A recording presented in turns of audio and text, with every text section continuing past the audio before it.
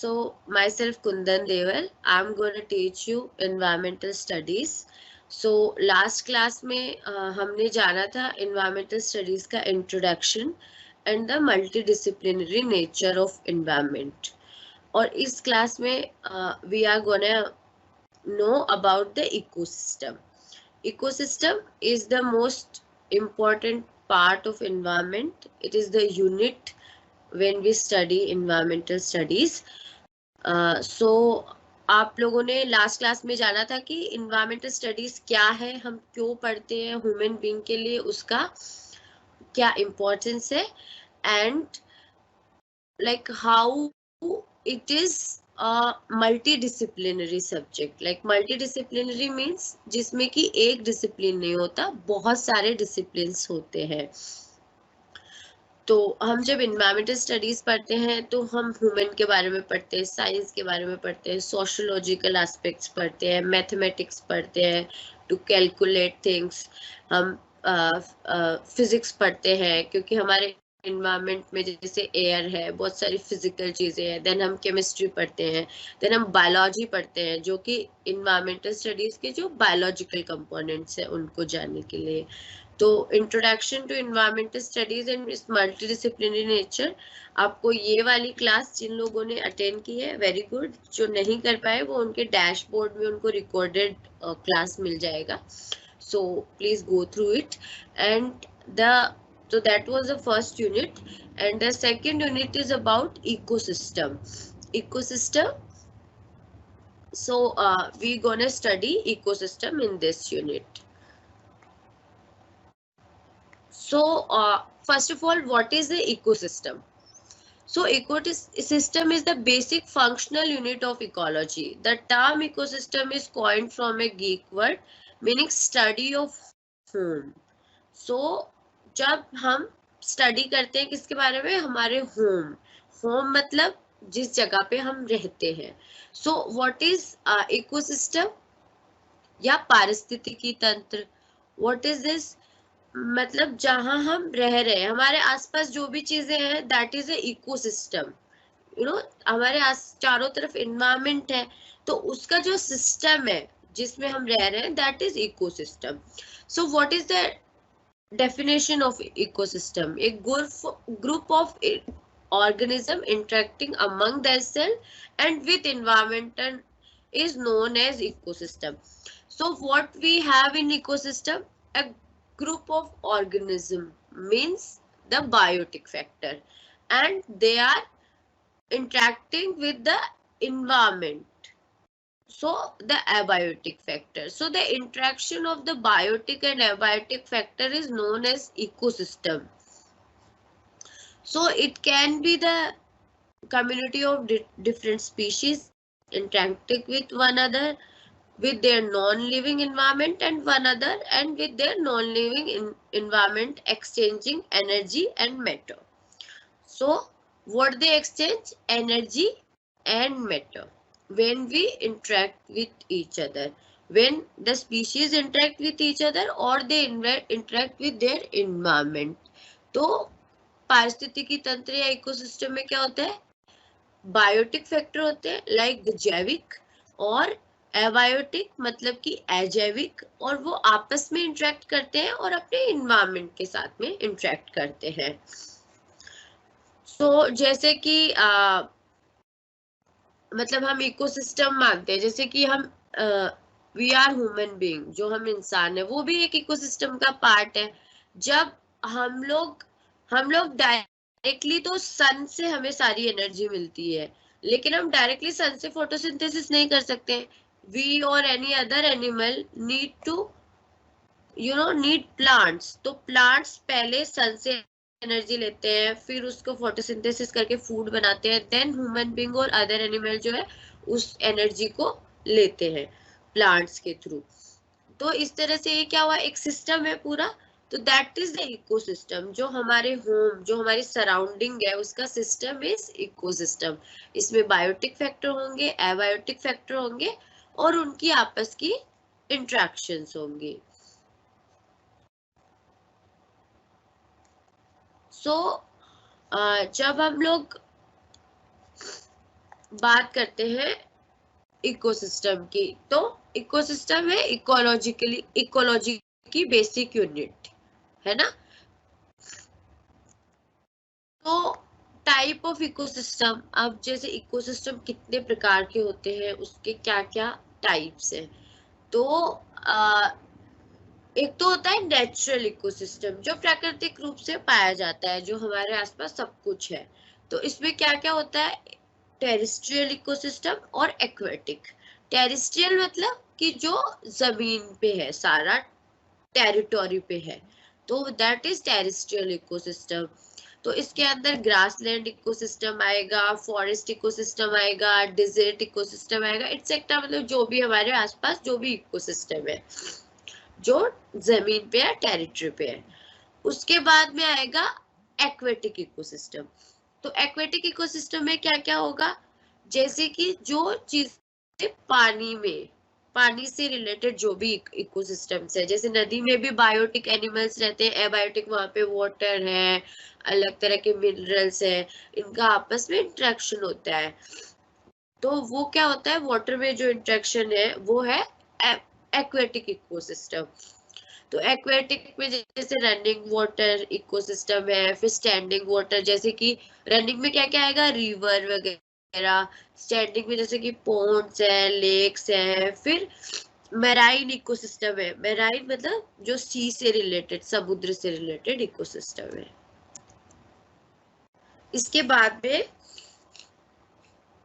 एक, ये तो हमने बात की नेचुरल इकोसिस्टम की। इसके अलावा होता है मैन मेड या आर्टिफिशियल इकोसिस्टम, मतलब जो इंसानों के द्वारा बनाया गया है। जैसे कि हमने एक कोई छोटा गार्डन बना दिया, कोई क्रॉपलैंड जैसे हम खेती करते हैं, या छोटा पॉन्ड बना दिया, तो उसमें भी तो एक इकोसिस्टम होता है। जैसे गार्डन्स में डिफरेंट टाइप की आपकी ट्री स्पीशीज होंगी, आपने कुछ सब्जियां वगैरह उगाई है, उनकी स्पीशीज होगी, फिर वहां पे कुछ बटरफ्लाईज आएंगी, तो उनका आपस में इंटरेक्शन रहेगा। फिर वो वहां पे जो वाटर है, सॉइल है, उससे न्यूट्रिएंट्स लेंगे, वाटर लेंगे, फोटोसिंथेसिस करेंगे, तो उनका अपने एबायोटिक फैक्टर एनवायरमेंट के साथ में भी इंटरेक्शन होगा। तो ये इस तरह से मैन मेड आर्टिफिशियल इकोसिस्टम। तो जब हम किसी भी चीज के बारे में बात करते हैं, जैसे हमारा इकोसिस्टम है, जैसे कि एक फैक्ट्री की तरह होता है इकोसिस्टम। तो अब जैसे कोई भी चीज है, अब उसकी क्या होती है, एक तो उसकी होती है उसमें क्या क्या कंपोनेंट है ना, और एक उसकी, तो उसके क्या क्या स्ट्रक्चर है। मतलब स्ट्रक्चर हम सबसे पहले ये जानेंगे ना, जैसे हम एक फैक्ट्री की बात करेंगे तो उसमें लेबर्स है, उसके बाद में उसमें जो मार्केटिंग करती है वो टीम है, फिर मैनेजर्स है, फिर जो प्रोवाइड कराती है कंज्यूमर्स को वो टीम है, उसके बाद में उसमें कंज्यूमर्स है जो कि उस कंपनी का कोई प्रोडक्ट यूज करते हैं। तो उसमें ये उसकी अलग अलग स्ट्रक्चर होगी। उसके बाद में उसका एक फंक्शनिंग होगा कि भाई वो इस तरह से कंपनी काम करती है कि पहले उसमें जो लेबर है वो काम करेंगे, रॉ मटेरियल आएगा, फिर वो काम करके बनाएंगे, उसके बाद में वो मार्केटिंग वाले लोग मार्केट में जाएंगे, फिर मैनेजर्स उसको मैनेज करेंगे, फिर वो जो डिस्ट्रीब्यूटर्स हैं वो प्रोडक्ट, जैसे कि दूध की फैक्ट्री है, मान लो डेयरी है, तो वो दूध जाएगा उपभोक्ताओं के पास में, फिर उपभोक्ता कंज्यूमर्स उसको कंज्यूम करेंगे। तो इस तरह से ये तो इसकी फंक्शनिंग हुई। और इसकी एक स्ट्रक्चर हुई कि इसमें पहले रॉ मटेरियल आएगा, फिर लेबर्स होंगे, मार्केटिंग टीम होगी, मैनेजर्स होंगे, लास्ट में कंज्यूमर्स होंगे। तो इसी तरह से हमारे इकोसिस्टम की भी एक स्ट्रक्चर होती है और उसके एक फंक्शनिंग का तरीका होता है। तो पहले हम जानेंगे स्ट्रक्चर के बारे में। तो स्ट्रक्चर या फिर उसके क्या क्या कंपोनेंट्स है उसके बारे में। So the term structure refer to the various components. Okay, so the structure of an ecosystem explain in the relation between the abiotic and biotic component.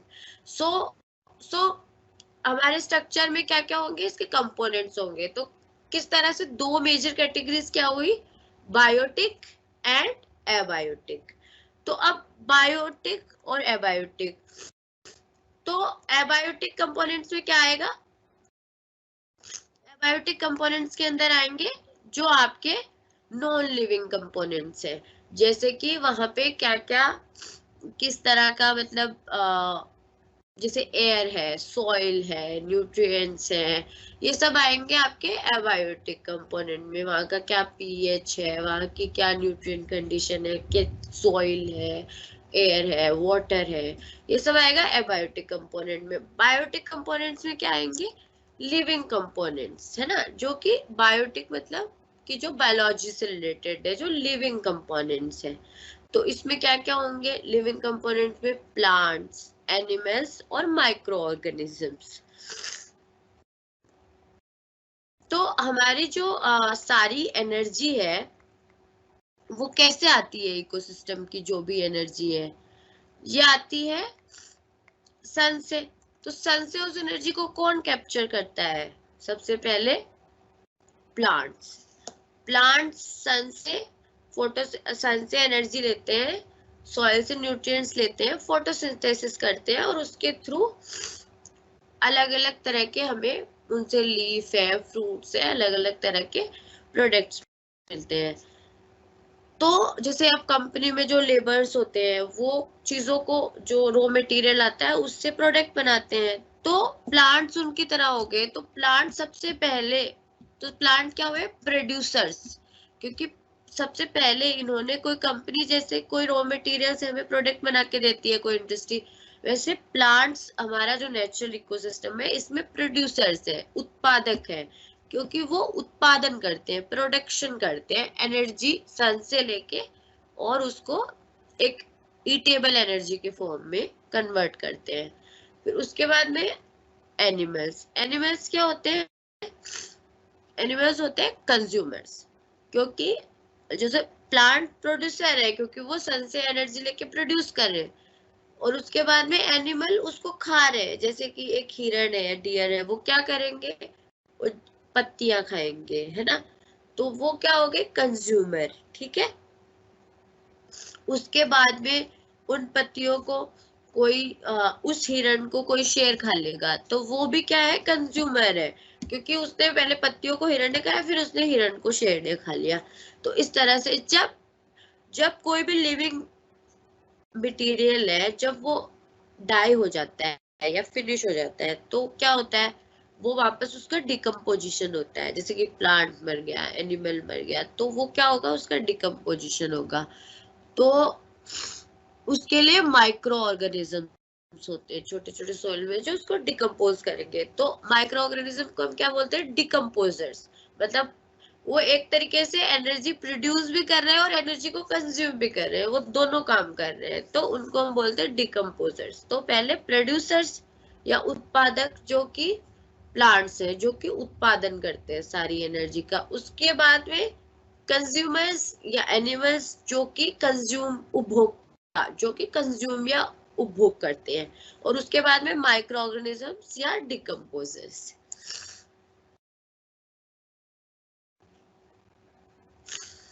तो इस तरह से ये हमने बात की, क्या क्या हुआ इसमें, क्या क्या हमारे एलिमेंट्स हुए बायोटिक में, प्रोड्यूसर्स, कंज्यूमर्स और डिकम्पोजर्स। ठीक है, सो प्रोड्यूसर्स में क्या है, ऑटोट्रॉफ्स, मतलब कि वैसे प्लांट जो कि प्रकाश संश्लेषण करते हैं, जो कि प्रकाश फूड को सिंथेसाइज करते हैं। ठीक है, तो इसमें प्लांट्स और ट्रीज आएंगे। तो ये इस तरह से प्रकाश संश्लेषण या फोटोसिंथेसिस होता है। उसमें क्या होता है, क्लोरोफिल होता है, क्लोरोफिल होता है। तो इसमें क्या होता है, सोलर एनर्जी आती है और कार्बन डाइऑक्साइड और वाटर मिलके क्लोरोफिल में सुगर मॉलिक्यूल्स बनते हैं। ठीक है, और उसके बाद में वो ऑक्सीजन मॉलिक्यूल को छोड़ देता है। तो ये हमारा फोटोसिंथेसिस का सिंपल तरीका है। अब इसमें कंज्यूमर्स आएंगे। कंज्यूमर्स में ईटिंग स्पीशीज आएंगे। तो कंज्यूमर्स में क्या हुआ कि जैसे कोई प्लांट है, उसने, वो क्या है, प्रोड्यूसर, उसने सन से एनर्जी लिया, कार्बन डाइऑक्साइड लिया, फोटोसिंथेसिस किया और एनर्जी बनाई, तो पत्ते बनाए, फ्रूट्स बनाए। अब उसको क्या है ना, कि कोई भी, जैसे किसी इंसेक्ट ने, किसी खरगोश ने किसी डियर ने इसने खा लिया उसको, तो उसने क्या था, उत्पादक या प्रोड्यूसर प्लांट, उसको जिसने खाया वो क्या हुआ, कंज्यूमर या उपभोक्ता।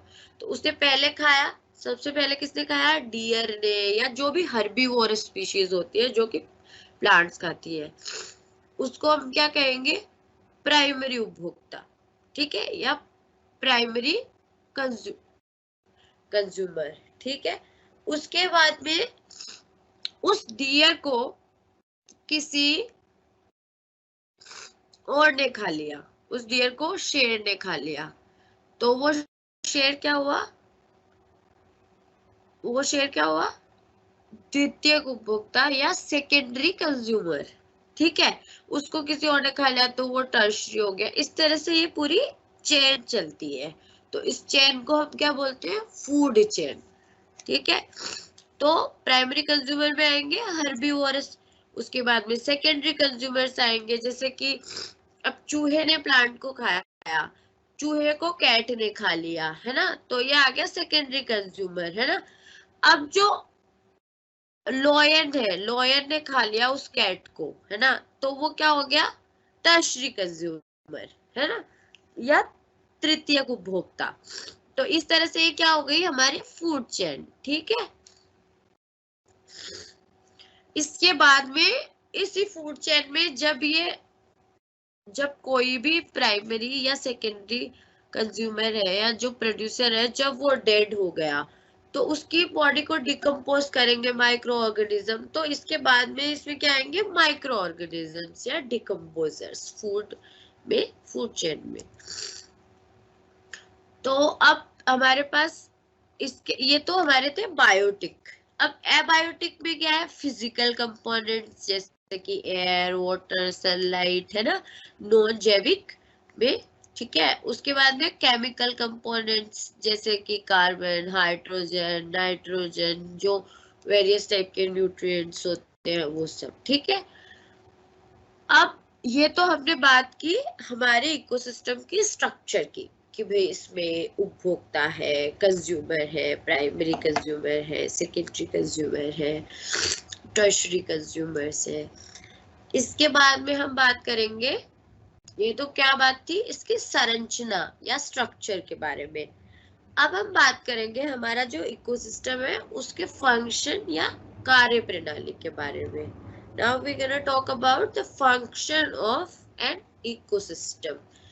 So अब फंक्शन क्या होगा उसका, कि उसमें किस तरह से एनर्जी का फ्लो हो रहा है, इसमें किस तरह से न्यूट्रिएंट्स का फ्लो हो रहा है हमारे इकोसिस्टम में, तो वो क्या होगा उसका फंक्शन या कार्य प्रणाली। सो इसमें टाइप ऑफ फंक्शन है, जैसे कि अपने पास कंज्यूमर्स थे, प्राइमरी कंज्यूमर, सेकेंडरी कंज्यूमर, ऐसे टाइप ऑफ फंक्शंस है, उसकी कार्य प्रणाली के क्या प्रकार है। So there are primary functions, then secondary functions.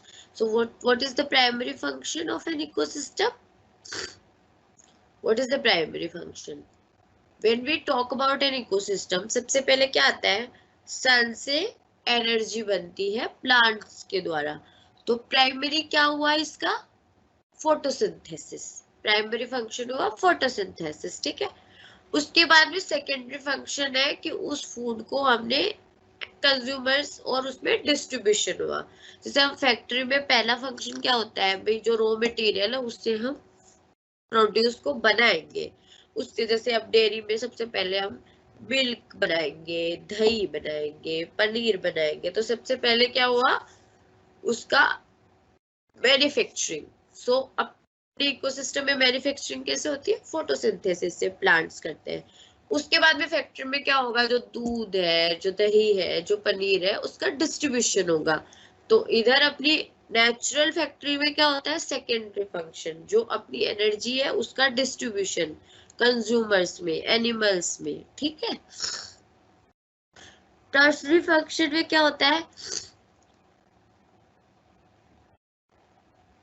उसमें जो जो अब मैंने बताया था ना, जो प्रोड्यूसर होते हैं, चाहे चाहे जो कंज्यूमर्स है, चाहे जो उत्पादक है, चाहे उपभोक्ता है, वो दोनों ही जब डेड होने के बाद में उनका जो डिकम्पोजिशन होता है, तो वो उनकी साइक्लिंग होती है, तो that is the tertiary function.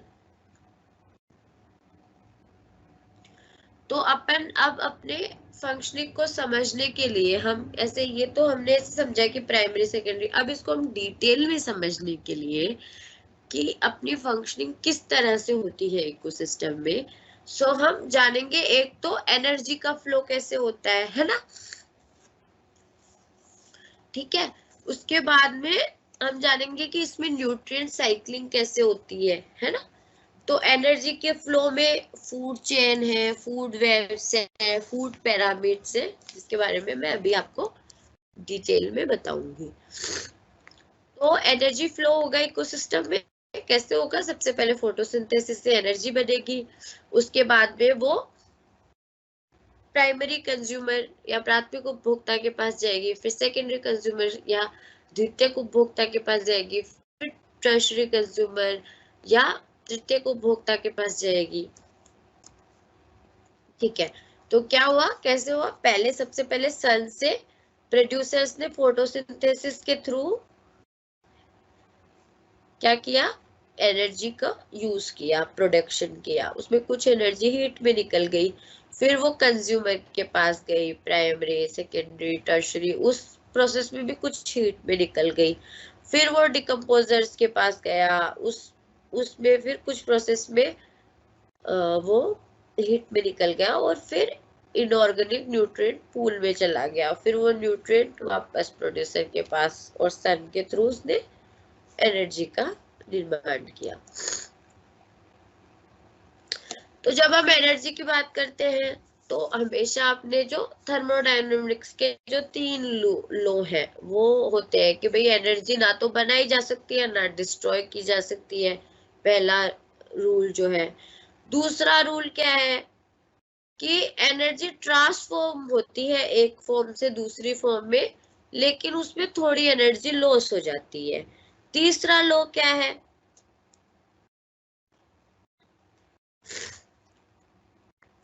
तो इस तरह से इस थर्मोडायनेमिक्स के अपन लॉस को समझ सकते हैं।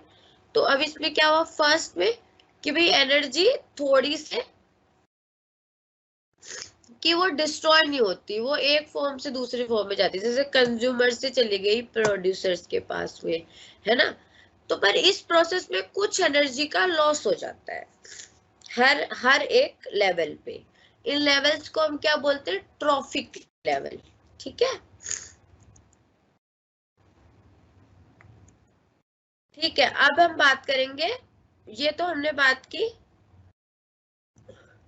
बायोटिक जो फैक्टर्स है उनमें कैसे एनर्जी का फ्लो होता है। अब एबायोटिक और बायोटिक दोनों का साथ में मिलके किस तरह से न्यूट्रिएंट्स की साइकिल होती है, इनको हम क्या बोलते हैं, बायो जियो केमिकल साइकिल, क्योंकि इसमें बायोटिक फैक्टर भी है और जियोलॉजिकल और केमिकल फैक्टर जो कि क्या है, एबायोटिक फैक्टर वो भी है।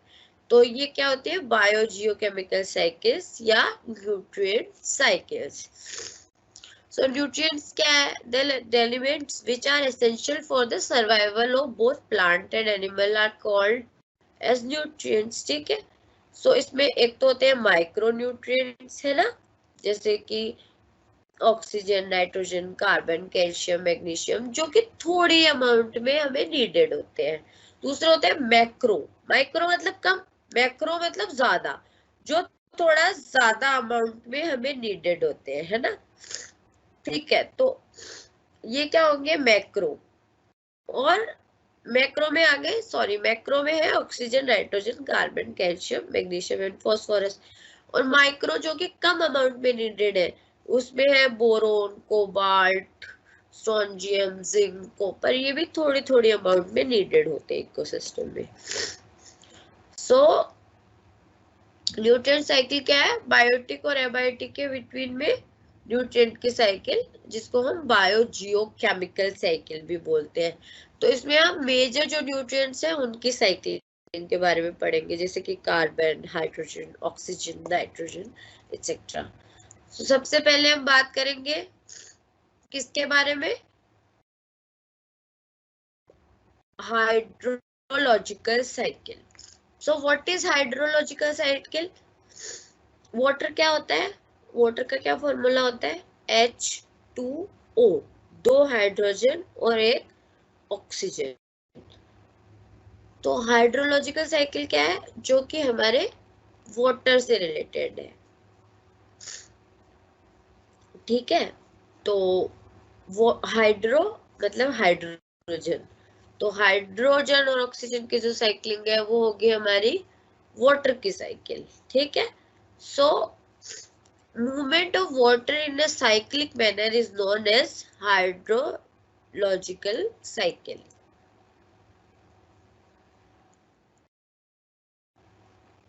तो ये होता है हमारा सन. क्या वाटर साइकिल कैसे होती है? सिंपल ओशन में पानी होता है, फिर उसका इवेपोरेशन होता है. ठीक है, फिर जो प्लांट्स के अंदर प्लांट्स पानी लेते हैं उसका वो क्या करते हैं? इवेपो ट्रांसपिरेशन करते हैं. उन दोनों का कंडेंसेशन होता है, उससे क्या बनता है? क्लाउड. क्लाउड से क्या होते हैं? रेन. फिर वो वापस रेन से रन ऑफ होके वापस समुद्र में या ग्राउंड वाटर टेबल में चला जाता है, और स्नो से मेल्ट होके भी समुद्र में. तो इस तरह से साइक्लिक मैनर में चलता रहता है. उसके बाद में दूसरी साइकिल के बारे में हम बात करेंगे,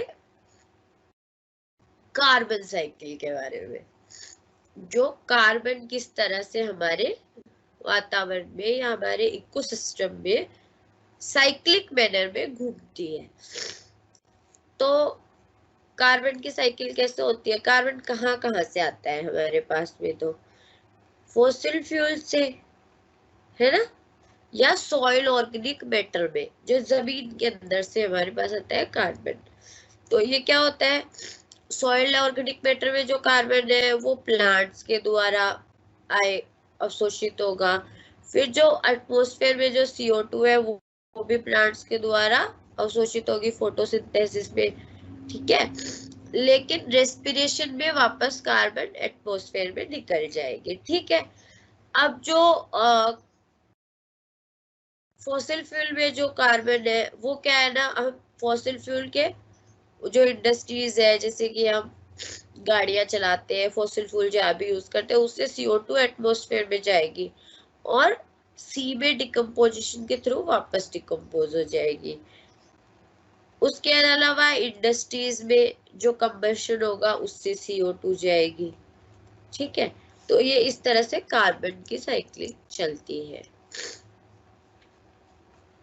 ठीक है, तो हमारी जो फूड चेन है, जो हमारा फूड के अंदर कार्बन किस तरह से जाती है, तो जैसे मैंने पहले बताया, यहाँ पे प्लांट्स के द्वारा कार्बन अवशोषित की जाती है फोटोसिंथेसिस के समय. ठीक है, फिर ये प्राइमरी कंज्यूमर में जैसे कि रैबिट है, फिर हाई लेवल कंज्यूमर जैसे कि टर्शरी कंज्यूमर या सेकेंडरी कंज्यूमर जैसे कि लॉयन है, फॉक्स है, तो इनके अंदर जाएगी. फिर क्या होगा? इन सब का जो सेलुलर रेस्पिरेशन है उससे हम सभी तो कार्बन डाइऑक्साइड एटमॉस्फेयर में छोड़ते हैं. ठीक है, और फॉसिल फ्यूल की बर्निंग से भी एटमॉस्फेयर में कार्बन आती है. तो इस तरह से एक साइक्लिंग मैनर में चलता रहेगा. ठीक है, इसके बाद में हम बात करेंगे नाइट्रोजन साइकिल की. Nitrogen cycle present in the atmosphere as N2. N2 की बहुत लार्ज अमाउंट है ना अपने एटमॉस्फेयर में. ना N2 या नाइट्रोजन की बहुत ज्यादा, कितना, लगभग 78% of your atmosphere is made up of N2 या नाइट्रोजन.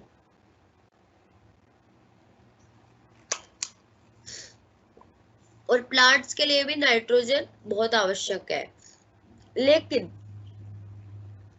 जो हमारे एटमॉस्फेयर में N2 जो प्रेजेंट होती है ना, उसको प्लांट्स डायरेक्टली यूज नहीं कर सकते, है ना. तो उसके लिए उसको एक कन्वर्ट करना पड़ता है N2 को, उसको दूसरी फॉर्म में कन्वर्ट करना पड़ता है जिसको कि प्लांट्स यूज कर सके. ठीक है, तो उसी साइकिल को हम वो किस तरह से कन्वर्ट होगी, फिर प्लांट्स उसको यूज करेंगे, फिर कंज्यूमर्स में जाएगी, और फिर वो किस तरह से वापस एटमॉस्फेयर में SN2 जाएगी। इसी की सारी साइकिल को क्या कहते हैं? Nitrogen cycle.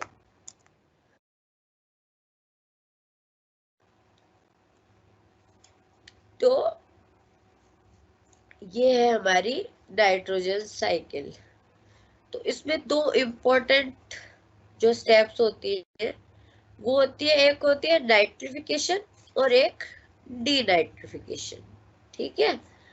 तो नाइट्रिफिकेशन क्या हुआ? नाइट्रिफिकेशन का मतलब है जो हमारी एटमॉस्फेयर में N2 प्रेजेंट है उसको किस तरह से प्लांट्स के लिए अवेलेबल NO3 नाइट्रेट या NH3 अमोनिया में कन्वर्ट किया जाता है। इस प्रोसीजर को हम क्या बोलते हैं?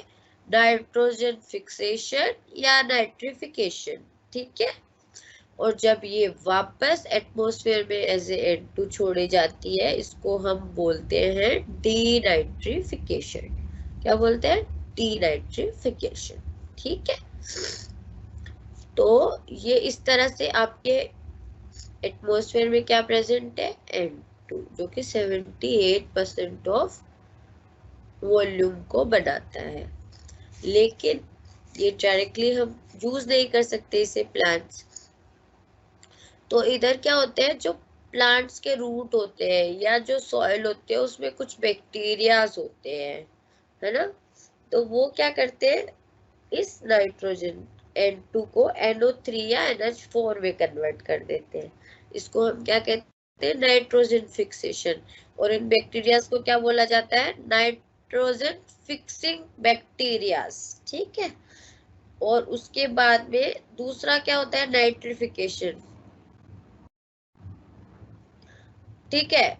जो अमोनिया है इसको प्लांट्स के ANO2 में कन्वर्ट होगा। ठीक है। NO3 में नाइट्रेट में कन्वर्ट होगा प्लांट्स के यूटिलाइजेशन के लिए। फिर बाद में इसको प्लांट्स यूज कर लेंगे, जो डिकम्पोजिशन होगा उसके थ्रू ये वापस NO2 जो है जो N2 में कन्वर्ट हो जाएगा। इसको क्या बोलते हैं? डीनाइट्रिफाइड। एक तो नाइट्रिफिकेशन फिर डीनाइट्रिफाइड। ठीक है। ये दो इम्पोर्टेंट प्रोसीजर है नाइट्रोजन साइकिल के। तो पहले क्या है? Nitrification, the conversion of ammonia into nitrates, मतलब NH3 का NO3 में कन्वर्ट, इसको क्या बोलते हैं? नाइट्रिफिकेशन। तो इसमें डिफरेंट तरह के बैक्टीरिया, जो फिक्सेशन बैक्टीरिया है, जैसे नाइट्रोबैक्टर, नाइट्रोसोमोनास। ठीक है।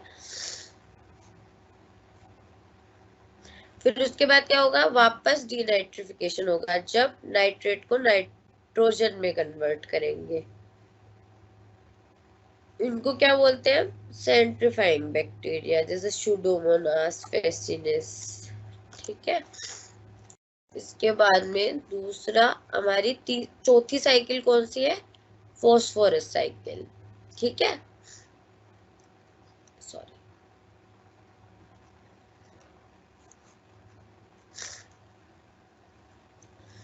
तो फॉस्फोरस साइकिल में हम क्या पढ़ेंगे कि फॉस्फोरस किस तरह से यूटिलाइज होती है, फॉस्फोरस की किस तरह से साइक्लिंग होती है। पहले हमारे इकोसिस्टम में पहले उसको प्रोड्यूसर्स यूज करते हैं, फिर कंज्यूमर्स यूज करते हैं, फिर डिकम्पोज होता है। तो ये किस तरह से फॉस्फोरस की बायोजियोकेमिकल साइकिल होती है उसके बारे में हम पढ़ेंगे। ठीक है। जैसे अगर आपको स्टूडेंट्स को बीच में कोई डाउट है, कुछ पूछना है या लैंग्वेज चेंज करनी है, स्पीड चेंज करनी है, उसके लिए आप ना कमेंट बॉक्स में अपने कमेंट्स कर सकते हैं। If any student want to ask anything. ठीक है। और ये जो नोट्स है मैं लास्ट में प्रोवाइड करवा दूंगी। सो कोई डाउट हो तो आप लोग प्लीज कमेंट बॉक्स में लिख दे। मैं लास्ट में जब क्लास खत्म होगी तो लास्ट में 10 मिनट्स में आपके सारे डाउट्स और क्वेश्चंस को हम एड्रेस करेंगे। फॉस्फोरस साइकिल के बारे में हम पढ़ेंगे अभी, ठीक है। तो फॉस्फोरस साइकिल वही हमारी साइकिल किसके बीच में चलती है, बायोटिक एबायोटिक के बीच में, बायोजियोकेमिकल साइकिल्स। तो ये कौन सी बायोजियोकेमिकल साइकिल पढ़ रहे हो, फॉस्फोरस साइकिल। तो फॉस्फोरस कहाँ से आती है, एक तो जो हमारा मेन सोर्स है रॉक या मिनरल्स, उनके इरोजन या रन ऑफ से आती है ना, ठीक है। उसके लीचिंग से आती है, या फिर ऑर्गेनिक फॉस्फोरस से आती है in the form of humus और ऑर्गेनिज्म या माइक्रोब्स में, जो कि हमारे प्लांट्स उसको क्या करते हैं, अपटेक करते हैं, फिर हार्वेस्टिंग होता है, फिर वो मैन्योर और उसके थ्रू वापस उसमें चली जाती है रॉक में या सॉइल में।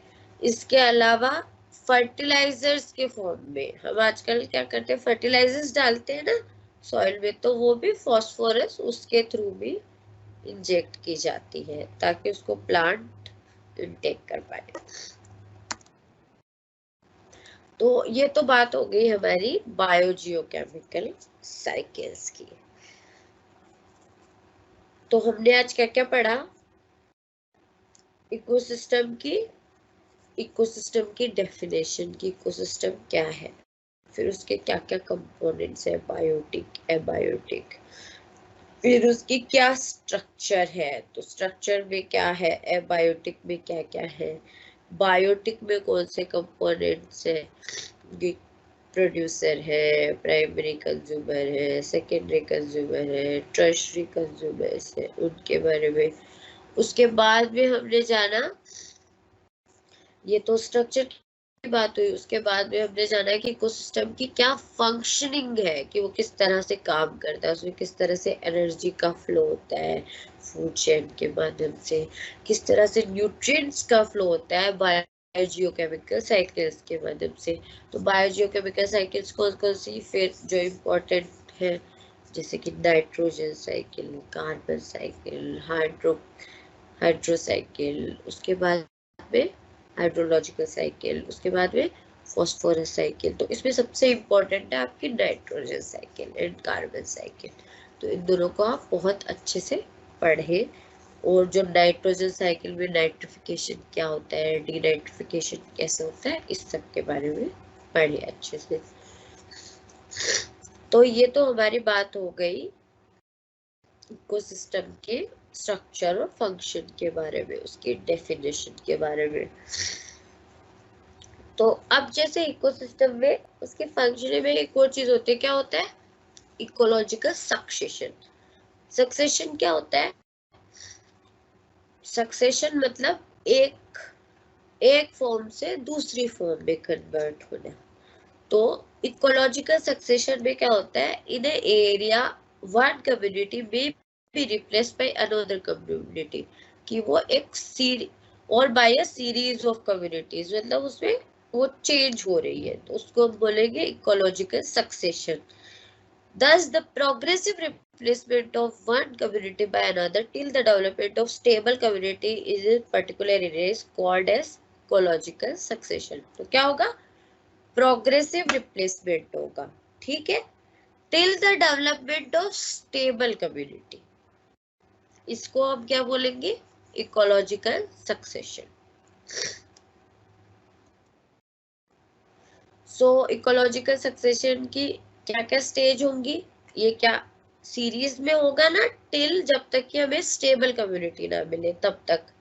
तो इसकी अलग अलग सक्सेशन की स्टेजेस होंगी। तो पहली स्टेज क्या होती है, पायोनियर। पायोनियर मतलब जो सबसे पहले आई, तो द पायोनियर और first stage of organism is called as pioneer community, which established their community in an area is called as pioneer community. उसके बाद में क्या होगी, सीरस या सीरल स्टेजेस। तो जब जो डेवलपमेंट की वेरियस स्टेजेस है, जैसे फर्स्ट के बाद सेकंड थर्ड फोर्थ, जो भी जितना हमारे चल रहे हैं, तो उनको हम क्या बोलेंगे, सीरस या सीरल स्टेजेस, ठीक है। उसके बाद में होगा आपका क्लाइमेक्स, तीसरी स्टेज होगी इसके बाद में क्लाइमेक्स। क्लाइमेक्स में क्या होगा, जब वो एक स्टेबल स्टेज में आप आपकी कम्युनिटी आ चुकी है, जब सक्सेशन बंद हो जाएगा। ठीक है, तो अब सक्सेशन की दो प्रकार से हो सकता है।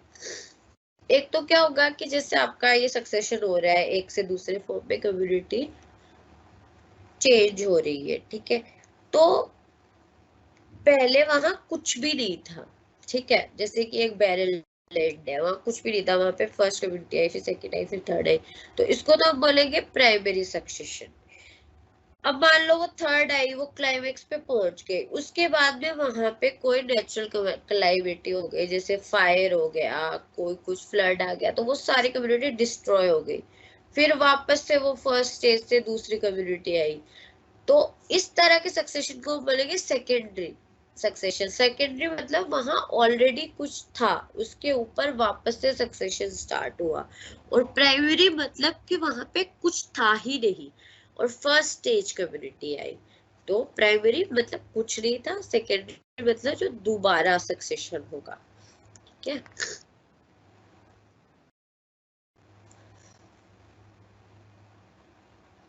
तो अब हमारा जो सक्सेशन है, इसमें जो pioneer community, serial, climax community किस तरह से आती है, किस तरह से सक्सेशन होता है, इसको हम जो सक्सेशन का प्रोसेस है इसको 5 स्टेप्स में समझ सकते हैं।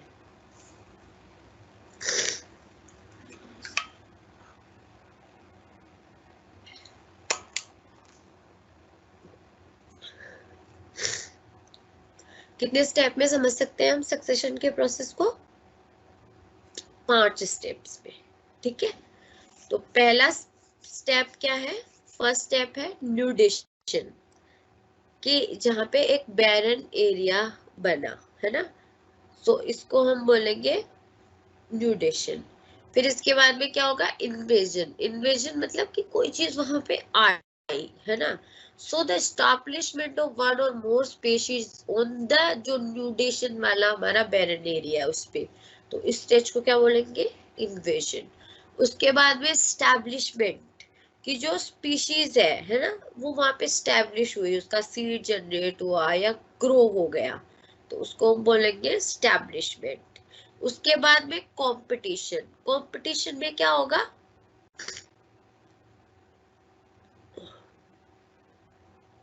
उसके बाद में सॉरी, इन्वेजन में ही दो फॉर्म्स है ना, एस्टैब्लिशमेंट, एक तो होगा माइग्रेशन और फिर होगा एस्टैब्लिशमेंट, कि पहले तो वो चीज वहां पे आई इन्वेजन में, फिर वहां पे एस्टैब्लिश हुई। तीसरा क्या होगा? कंपटीशन। कंपटीशन में क्या होगा? शुरू से न्यूडेशन, फिर इन्वेजन जिसमें कि माइग्रेशन होगा, फिर एस्टैब्लिशमेंट होगा, उसके बाद में कंपटीशन। जब ये स्पीशीज वहां पे एस्टैब्लिश हो गई तो इनमें आपस में कंपटीशन होगा, इंडिविजुअल का, सेम स्पीशीज के या दो अलग अलग स्पीशीज का, वाटर के लिए, न्यूट्रिएंट्स के लिए अवेलेबल, तो उनमें आपस में कंपटीशन होगा, है ना, और उनमें से जो कंपटीशन में ऊपर निकलेगा वो सरवाइव करेगा। उसके बाद में रिएक्शन।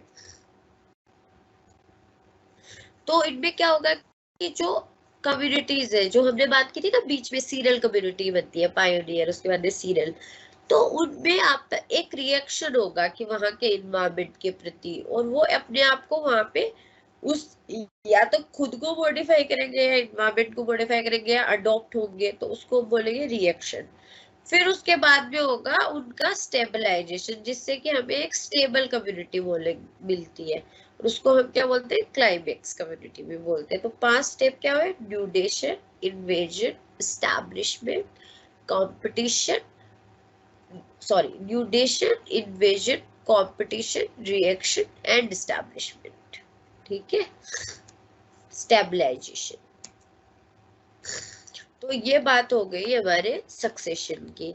अब सक्सेशन हमने क्या पढ़ा कि एक तो प्राइमरी सक्सेशन और सेकेंडरी सक्सेशन। ठीक है, अब जैसे सक्सेशन जिस तरह की जगह पे हुआ है ना, जैसे कि वाटर में हुआ है तो उसको हम एक्वेटिक सक्सेशन कह देंगे, या जहाँ पे मतलब कि डेजर्ट में हुआ है तो हम उसे जीरोफिटिक सक्सेशन कह देंगे। ये अलग अलग तरह के सक्सेशन होते हैं कि वो कौन सी लैंड से स्टार्ट हुआ है, तो उसके हिसाब से उसका नाम होता है। और दो कैटेगरीज में, प्राइमरी सक्सेशन के पहले वहां पे कुछ नहीं था तब सक्सेशन हुआ, वो होगा प्राइमरी सक्सेशन, और उसके बाद में वहां पे पहले से कुछ था और फिर सक्सेशन हुआ तो वो होगा आपका सेकेंडरी सक्सेशन। ठीक है। अब मैंने आपको उस समय क्या बताया था, फूड चेन के बारे में, है ना। तो फूड चेन के बारे में क्या बताया था मैंने शुरू में, जब हम बात कर रहे थे ना इकोसिस्टम की स्ट्रक्चर की, उसकी फंक्शनिंग की, तो हमने क्या बात की कि जैसे स्ट्रक्चर में क्या क्या है, उसके जो बायोटिक कंपोनेंट है उनमें क्या क्या है, माइक्रो ऑर्गेनिज्म और प्रोड्यूसर्स और कंज्यूमर्स। तो प्रोड्यूसर, फिर primary consumer, secondary consumer, tertiary consumer, इनके बारे में हमने बात की। तो ये आपस में क्या, एक चेन के माध्यम से कि पहले प्रोड्यूसर या प्लांट ने फूड बनाया, फिर प्राइमरी कंज्यूमर जैसे कि रैबिट है, रैट है, डियर है, उसने उसको कंज्यूम किया, फिर उसको किसी और कंज्यूमर ने कंज्यूम किया, किसी फॉक्स ने, स्नेक ने, तो वो क्या हो गया सेकेंडरी कंज्यूमर। फिर उसको टर्शरी कंज्यूमर जैसे कि लॉयन ने या इन्होंने, टाइगर ने, इन्होंने कंज्यूम कर लिया, तो ये हो गया टर्शरी कंज्यूमर। तो ये इस तरह से एक चेन सी बनी रहती है ना, प्राइमरी से सेकेंडरी, सेकेंडरी पहले कंज्यूम प्रोड्यूसर, फिर प्राइमरी कंज्यूमर, फिर सेकेंडरी कंज्यूमर, सेकेंडरी से टर्शरी कंज्यूमर। तो इस तरह से एक चेन होती है, इसको क्या बोलते हैं, फूड चेन। तो फूड चेन की डेफिनेशन क्या हुई, their sequence of eating and being eaten in an ecosystem is known as food chain की एक सीक्वेंस में जिस तरह से ईटिंग हो रही है ना, या फिर ट्रांसफर हो रहा है फूड एनर्जी का प्लांट से जो सीरीज ऑफ ऑर्गेनिज्म में। ठीक है। तो अब फूड चेन में क्या होंगे, एक तो होंगे प्राइमरी कंज्यूमर्स या हर्बीवोरस की जो प्लांट को खाते हैं, फिर सेकेंडरी कंज्यूमर्स या टर्शरी कंज्यूमर्स, उनमें कौन आएंगे, कार्निवोरस की जो दूसरे एनिमल को खाते हैं। ठीक है। तो ये है हमारी फूड चेन। तो इसमें क्या होगा, ग्रास सबसे पहले क्या है, ग्रास। तो ग्रास को ग्रास ओपर ने खाया, ग्रास ओपर को माउस ने खाया, माउस को ओल ने खाया, तो ग्रास हमारा क्या हुआ, प्रोड्यूसर। उसके बाद में ग्रास ऊपर क्या हुआ, प्राइमरी कंज्यूमर। उसके बाद में माउस क्या हुआ, सेकेंडरी कंज्यूमर, या ये और ओवल क्या हुआ, टर्शरी या सुप्रीम कंज्यूमर। ठीक है। ये सन से प्रोड्यूसर, ग्रास ने एनर्जी ली वाटर से, फिर ग्रास ऊपर ने प्राइमरी कंज्यूमर, सेकेंडरी, टर्शरी। ठीक है। उसके बाद में ये डिकम्पोजर्स के थ्रू, बैक्टीरियाज के थ्रू डिकम्पोज हो गए न्यूट्रिएंट्स और वापस साइकिल में चले गए। तो इस तरह से हमारी साइकिलिंग चलती रहती है। ठीक है। अब लेकिन ये तो हमने बात की फूड चेन इस तरह से, पर जरूरी तो नहीं है ना कि ये फूड चेन इसी तरह से चले। अब इस माउस को कैट भी तो खा सकती है, जरूरी तो नहीं ना ऑल खाए हमेशा, कैट भी खा सकती है, उस कैट को डॉग भी खा सकता है, उस कैट को फॉक्स भी खा सकती है, उस कैट को लॉयन भी खा सकता है। ठीक है। और इस तरह से, और ये इस माउस को भी फॉक्स खा सकती है डायरेक्टली, है ना, इस माउस को डॉग भी डायरेक्टली खा सकता है। ठीक है। इस तरह से क्या होगा, ये ग्रास ऊपर को ये ओवल डायरेक्टली भी खा सकता है, तो ये ईगल भी डायरेक्टली खा सकती है ग्रास ओफर को। तो इस तरह से ये इधर से ये फूड ऐसे, एक तो ये सिंपल फूड चेन बनी हुई है सीक्वेंस में, लेकिन ये एक्चुअली में इकोसिस्टम में इस तरह नहीं पाई जाती ज्यादातर, इसमें बहुत से जुड़े रहते हैं ना के, तो उसको हम बोलते हैं क्या, फूड वेब। ठीक है।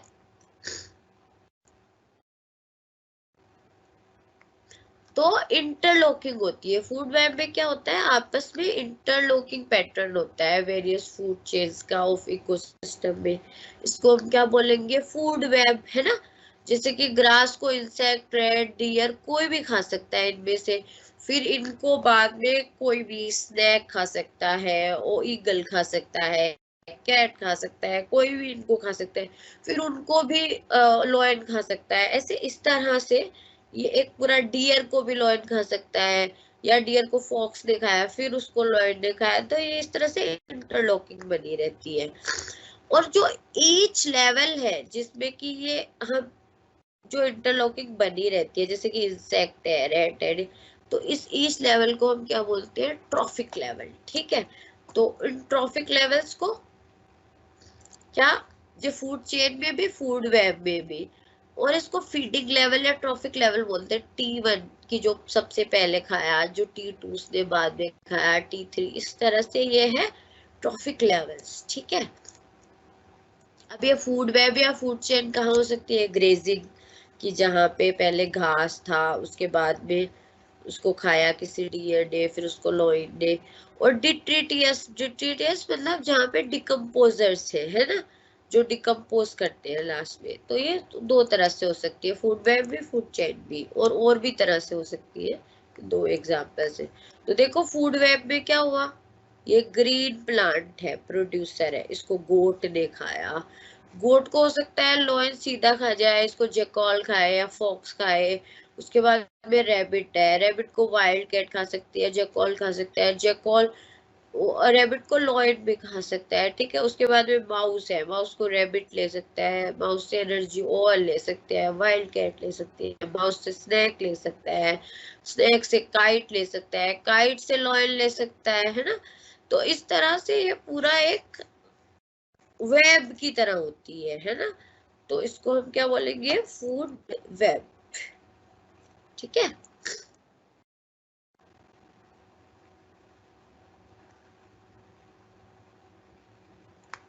ये वाटर बर्ड की फूड वेब है ना। ये तो हमने देखी, फॉरेस्ट की फूड वेब भी है, वाटर बर्ड की फूड वेब है। इसमें जैसे कि जो एक्वेटिक जो फाइटोप्लैंक्टन्स है उनको, उसके बाद में कौन खाता है? जू प्लैंक्टन्स है, उनको फिश खाती है, फाइटोप्लैंक्टन्स को खाती है। डक्स खा सकते हैं। उसके बाद में डक्स को गीज खा सकते हैं, गीज डायरेक्ट वेजिटेबल खा सकते हैं, गीज से टुंड्रा स्वान है, सी डक्स है, ये एनर्जी ले सकते हैं, इसे बर्ड एगल ले सकता है, फिश से बर्ड एगल ले सकता है, ऑस्पे ले सकता है ना।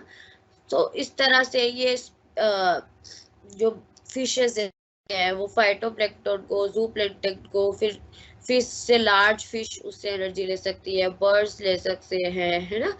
इस तरह से ये पूरा सिस्टम बना। तो इसमें क्या हुआ? प्राइमरी कंज्यूमर ये ट्रॉफिक लेवल 1, हर्बीवोरस या ट्रॉफिक लेवल 2, उसके बाद में herbivores are primary consumers obviously। उसके बाद में सेकेंडरी कंज्यूमर्स है, ट्रॉफिक लेवल 2 है, टर्शरी कंज्यूमर्स है, ट्रॉफिक लेवल 3 है, ट्रॉफिक लेवल 4 है। तो ये इस तरह से फूड वेब एक इंटरलॉक या एक वेब या जाल की तरह बनी रहती है। तो इसे हम बोलते हैं फूड वेब। ठीक है, तो आज हमने पढ़ लिया इकोसिस्टम की डेफिनेशन, उसकी फंक्शनिंग, उसकी स्ट्रक्चर, जैसे उसमें बायोटिक है, बायोटिक कौन से फैक्टर होती है, फंक्शनिंग कैसे, एनर्जी फ्लो कैसे है, बायोजियोकेमिकल साइकिल्स कैसे हैं, और उसके बाद में हमने जाना इकोलॉजिकल सक्सेशन कैसे होता है, और food web and food chain किस तरह से चलती है। तो ये हमने पूरा आज के क्लास में पढ़ा। तो फूड वेब, फूड चेन ये किस तरह से चलती हैं।